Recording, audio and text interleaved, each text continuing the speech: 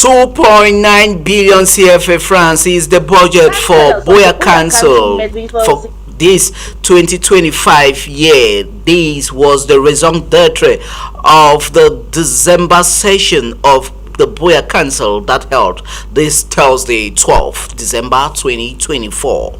And climate change and man-made activities along the Cameroonian coastal lines are destroying the ecosystem, something aquatic life depends on largely for the survival. Those were top stories. Good evening to you all. You are welcome to High Prime for Friday, the 13th of December 2024, with me, Tigring Larry Kevin Tabot, for presentation. We begin this newscast with this story from BIYA Council, where the sum of 2.9 billion CFA francs has been adopted by councillors of the BIYA Council. This was the outcome of the December session of Council for the 2025 fiscal year that took place in BIYA this Thursday, the 12th of December 2024. Alice Lekelengwe covered that plenary and now files in the following report. Councillors of the BIYA Council met this Thursday, December 12th, for a council session in the presence of the Senior Divisional Officer for FACO. The session, which was coordinated by the Mayor of BIYA, voted the sum of 2.9 billion francs CFA as the budget for 2025. The particular appreciation I am extending to the councillors of BIYA Council for their spirit of serenity and collaboration that has permitted us to take into consideration the inputs of our population that came through the budget orientation debate, and today we have voted the budget of 2.9 billion francs. You realize that we have not increased the amount of the budget for the 2025 financial year, reason being that the budget for last year was 2. Come this 2025, the council has prioritized certain projects in some areas in the municipality. In some areas that we think are priority areas, first we have water. We equally have some streets that are the building of the reconstruction of the bridge in great support, because we are already working on the one at King Garage, the one at OGC, but we have to work on it, and the waterway leading to it. We have equally budgeted to renovate some schools. We are going to be building some classrooms in nursery school, Dungu, down Moliko. If you go, there's an eyesore. Different strategies are going to be used to come up with this amount, like rental revenue from over 200 council shops, poetry, and a project to build a new council hall. All these plus others will help realize this amount. From BIYA, we now take you to the town of Bamenda in the Northwest region, where children living in the Northwest region has expressed their gratitude to the nation's First Lady, CHANTAL, as she, via the CHANTAL Foundation, reach out to vulnerable children in the Northwest region in order to celebrate Christmas in a special way. The ceremony that took place at the École du Champion de CHANTAL in Upstation was one of our pomp and fair, as Alice Lekelengwe reports once again. In putting smile on the faces of the vulnerable in the communities, the CHANTAL Foundation reached out to some vulnerable children in Bamenda this Thursday, December 12, 2024. The event, which was heavily attended by notables, including the Northwest Governor, who expressed his gratitude to Cameroon's First Lady and President, emphasizing the importance on the need for those in the bushes to come out. The consent of the mother of the nation, the father of the nation, to the vulnerable population of the Northwest region, who have expressed their joy to receive those gifts from the First Lady of the nation, and that will help them celebrate end-of-year festivities and Christmas in a very beautiful manner. We are there grateful to the head of state and the presidential couple, the First Lady, for what they are doing on the daily basis to release the sufferings of the population here in the Northwest region. The message to all those that are not going to school is needs to come out to go back to their various schools and enjoy their right to education. Yes, the head of state has raised his hand up, his fatherly hand to all of the young children of the Northwest region that have gone astray. The gift given to them today is a message to the others that are still in the bushes. Those who are still there have to come back to join the other to build back better this nation. The Chantal Bias Foundation has one of its objectives to bridge the gap between the vulnerable children and their fortunate peers, using this gesture as a means to foster peace in the Northwest region. The First Lady of Cameroon, the mother of the nation, and the President of the Republic, this is their second home. And they say they want to begin the Christmas season with celebrations with children from underprivileged communities from all over the Northwest.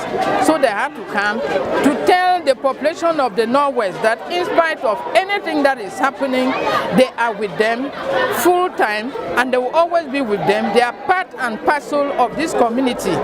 It's like a peacemaking trip to console all what has been happening, consoling the population of the Northwest and say we are together. That is the main message. And they will continue to do what they can do to make sure that Northwest stands out tall. Actually, I feel so elated, and all of us are.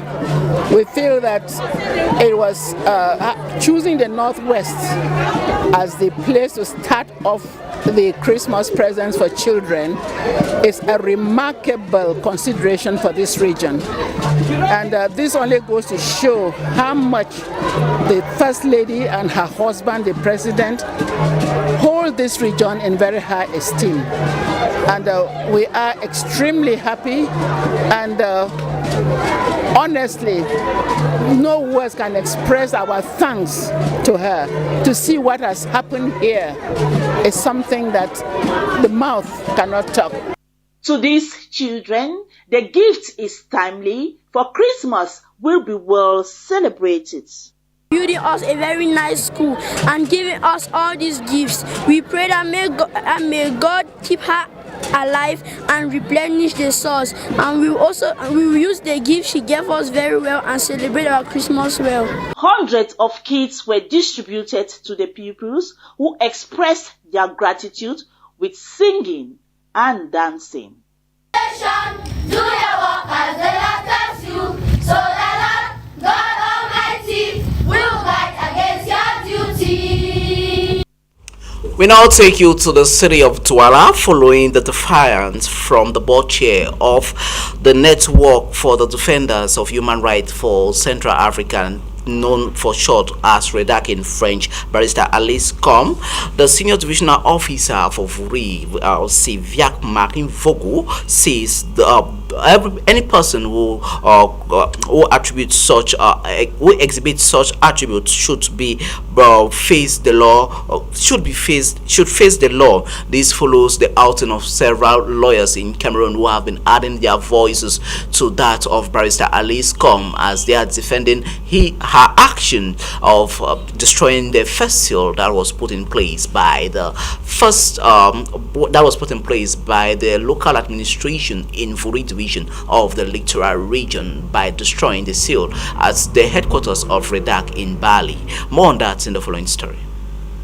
From a distance at the Bali headquarters of the Organization for Human Rights Defenders for Central Africa, known for short as REDHAC, anyone can see the new reinforced sealed by the Senior Divisional Officer for Vuri, Siviak Marin Vogu, prohibiting access to the REDHAC's office. This is coming at a time when the organization board chair Barrister Alice Com destroyed the previous seal and her refusal to show up at the summon by the senior divisional officer, making it difficult to break. This turn of twist of events has caused the emergence of different schools of thought. Le but From the legal context, breaking a seal is an offense condemned by the law. This means no matter the reason, no one have the right to break seal, not even if it is motivated by any form of humanity. However, it can happen that under certain circumstances, one might be forced to do so. Regarding the case of Barrister Aliscom, her situation coupled with her outstanding legal career, which is a monumental achievement, it is not right for people to put her in difficult situation. Therefore, her actions here can be seen as a symbol of protest. Lawyers at the Cameroon Bar Association expressed confusion over this event, stating that it did not reapply, especially on additional businesses.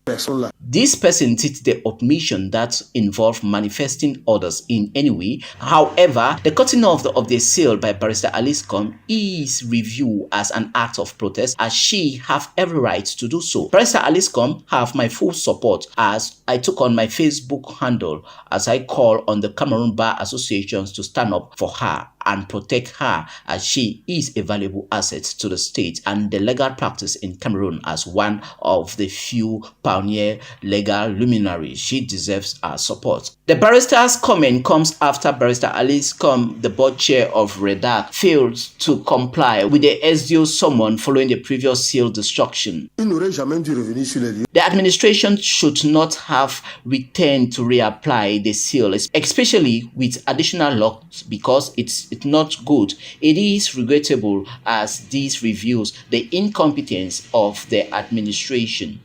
REDHAC's headquarters still remains closed right up to today, Thursday, 12 December 2024, with reinforced seal serving as a barrier. This issue has raised concern, as many are calling for clarity.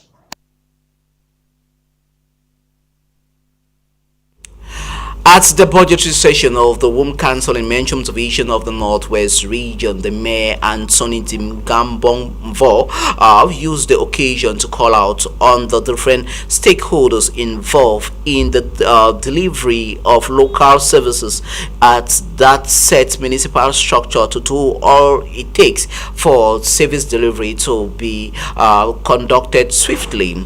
During the December session for 2025 budget adoption for 2025, the set budget that was Christian, the budget of hope and greater citizen participation, stands at 999,600,000 CFA francs, as it witnessed a percentage increase of 0.03% to that of this year 2024. The investment budget of the Womb Council stands at 562,600,000 CFA francs, giving it a percentage increase of 56.28%. Now let's take a listen to the Mayor of Womb Council, Anthony Ngambongvo, alongside the Senior Divisional Officer for MENCHUM, who spoke to our MENCHUM-based reporter.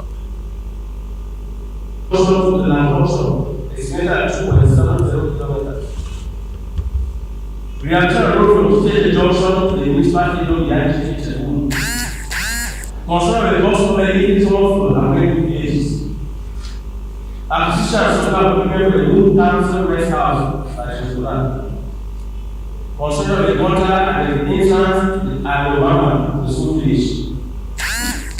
Concern with the roof of the new town hall.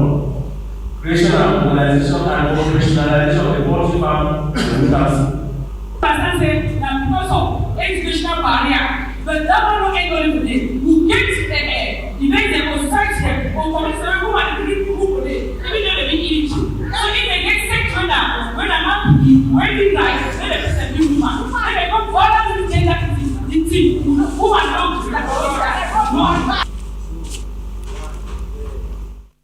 As the enormous effects of climate change and man-made activities continue to hamper the ecosystem, this time around we take you to the ecosystem of mangroves across the southwest coastal line in Cameroon. This is acting as a threat to aquatic creatures that live in along those areas as they use the mangrove forest as their major form of habitat. But with the destruction that is being caused by climate change and other man-made activities, they are finding a tough time catching up to daily routine of their lives. Our reporter tells us more.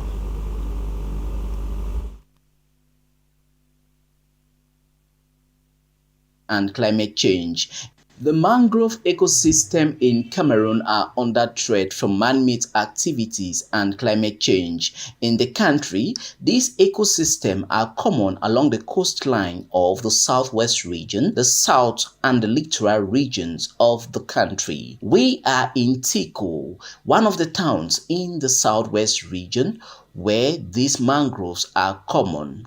Coming here with a delegation of researchers and student journalists from the University of BIYA who were thrilled by climate change reporting. Start first by thanking the initiator of this wonderful workshop. We started with the theoretical part which held in school, and now we are at the practical phase. Now all this is down to the department who is trying to give us hands-on skills when it comes to environmental journalism. Now, Mr. Ngalame, who was one of the guest speakers at the workshop, made mention of the fact that the mangrove is actually depreciating because of human activities, and that's what we have seen on the field today. Moving from one point of the Tiko mangrove forest to another, we are confronted by massive damage caused by climate change as some of the wetlands are now drying up. Inhabitants of this area cried out on the scarcity of aquatic lives caused by the said climate change and other activities done by man, as the community leader Goodluck elucidates. So we face many challenges. There is no fish in the water. We are suffering. There is no money to further our children to school. So we don't know what to do. So sometimes we beg government to help us. Even to eat, it's a very serious matter to us. So that is the things that we are facing here. We are facing a lot of problems. We have so many problems that we are facing. Those living in this area do not have toilets. They practice open defecation, as this practice too is unsafe as it comes with health disasters like cholera and other diseases. With the aforementioned point, some government and international organizations like the Producer Center have been creating massive impact and measures in mitigating this and creating more awareness to the local population. We organized a climate change reporting workshop for journalism students at the University of BIYA under the Africa Impact Seed Fund program of the Producer Center.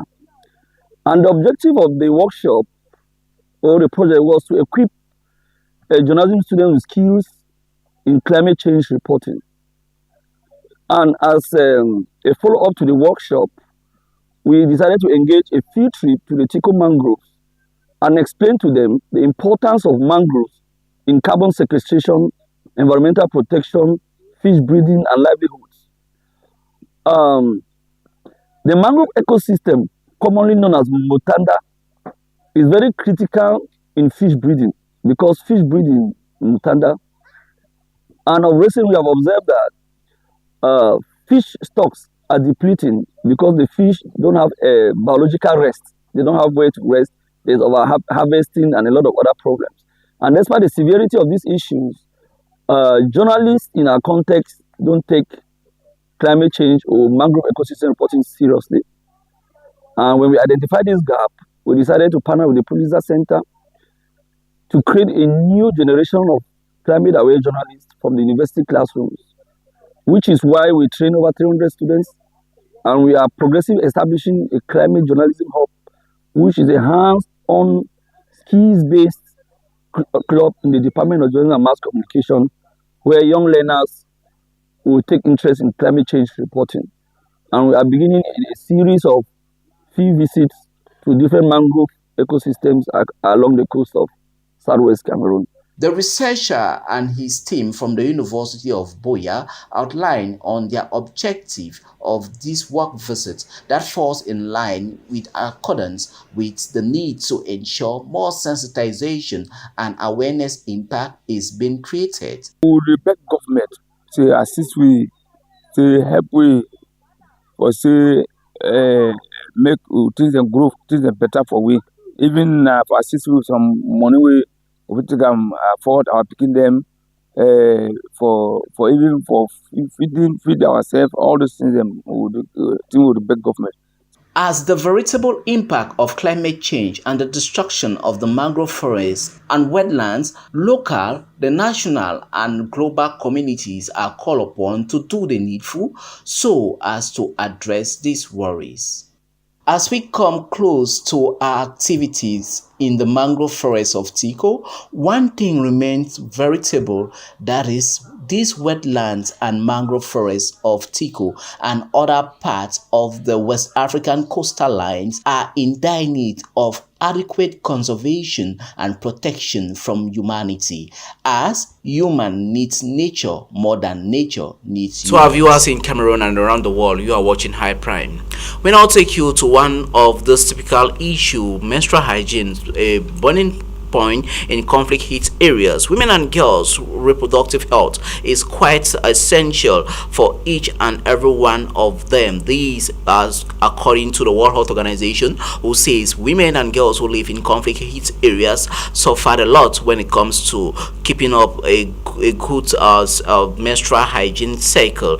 As such, a non-profit organization known as the Wholesome Health Promotion (WHP) has just ended a one-day workshop with the various women and girls drawn from the conflict hit areas of the southwest and northwest regions of the country for this engagement, Christian Empowering Women's Health. The founder and chief executive officer of the Wholesome Health Foundation, Teres Tende, hopes to ensure this health of women and girls when it comes to menstrual hygiene cycle is taken adequate care of with all necessity. More on that in the following report. Women and girls' welfare are always a major cause for concern in heat conflict areas in Cameroon and around the world. In this light, the non-profit organization known as the Wholesome Health Promotion is educating women and girls in this workshop, Christian Empowering Women's Health. Wholesome Health Promotion is a non-profit organization that encourages people in rural and marginalized communities in Cameroon to live an active and healthy lifestyle. We do so by preventing lifestyle diseases such as diabetes and high blood pressure. Every year I come up with an initiative that the organization does, and this year we looked into the community and figured out that talking about women and their hygiene is something that will benefit the community and empower women as a whole. The non-profit organization that has been impacting the lives of many over the years in Cameroon and around the globe during this workshop envisaged for more women and girls to educate their peers and communities. And one of those basics is education. We can't or expect people to do what they are not knowledgeable about. And that is the reason why we started this today. And like I said, I already created a committee of 5 women to go back within their communities to extend the knowledge that they obtained today. Now, with that being said, I work very closely with those women in 2025 to make sure that we will mitigate some of this, or prevent some of the diseases that arise from women not practicing good hygiene. One of the facilitators in this seminar, a medical doctor, outlined on the importance of menstrual hygiene. When it comes to menstrual hygiene, when it comes to hygiene as a whole, we take a lot of particularity or specificity to women because naturally, when they keep dates on their body for a short time, it manifests health-wise more than the other gender, males. So menstrual health is very important. We cannot talk about hygiene without talking about menstrual health. The participants, drawn from several communities on their part, say it was quite impactful as they promised to disseminate the knowledge with their peers and community at large. A lot of things I got from this workshop, which I would like to educate the ladies in my community, the women, most importantly about, firstly, we have douching, and that douching is not really healthy. Like, some women think it's healthy just because you make your vagina smell nice doesn't mean it's healthy. Secondly, vagina steaming, I'll be taking that, especially that one I'll be taking back to where I live, that it's not actually healthy. And then also I'll be taking back in fact, this information, I'm taking it back to my hometown, Moyoka, where I'll educate the girls about everything I just learned here. As the curtains for this female hygiene and sanitation best practices workshop closes, the Wholesome Health Promotion, the non-governmental organization, hopes to continue reaching the lives of many, impacting them in a more greater way in Cameroon and the world at large. Fascinating reporting there on menstrual hygiene for women and girls in conflict regions of the country. We now move on to higher education, where the Higher Institute of Applied Medical Sciences, HIAMS, based in BIYA, has commissioned students to be creative, disciplined, and compassionate. This was the call made by the founder and board chair of that school during the matriculation and convocation ceremony for 2024 in the town of BIYA, as Adeline Ayem for Akumene was there and not Hasmo. Transforming ordinary students into extraordinary professionals. This is the watchword that guides the holistic training to guarantee quality through skills, moral values, and professional knowledge HIAMS offers to its students. Dr. Gwendolyn Boyer, director of HIAMS, is confident of the competence-based learnings these students in nursing, ultrasonography, medical laboratory sciences have been imbibed with to contend in the competition in the job market. As we celebrate two remarkable milestones in the academic journey of our institution. Today, we welcome our matriculating students into the HIAMS family and also send forth our graduating students as they venture into the world as accomplished professionals. I'll begin with our dear matriculating students. Let me start by congratulating you for choosing the Higher Institute of Applied Medical Sciences, BIYA. You have taken the first step and the right step towards becoming the extraordinary professionals in nursing, medical laboratory science, and ultrasonography. Amidst speeches, reflections, prayers and prize awards, the sending forth and matriculation ceremony in strict academic solemnity was a moment to remind the students of the different dreams they can accomplish with the certificate they have earned, garnished with proper compassion and light as instituted by Florence Nastigal, the mother of nursing.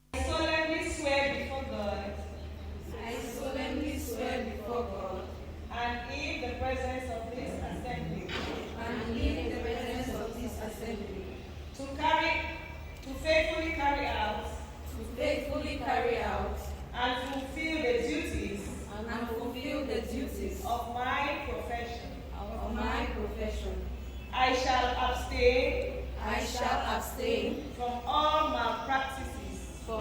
malpractices. I shall not willfully take or administer any dangerous drugs. I shall do all my best to improve the level of my profession. And all the secrets of my family. As well as those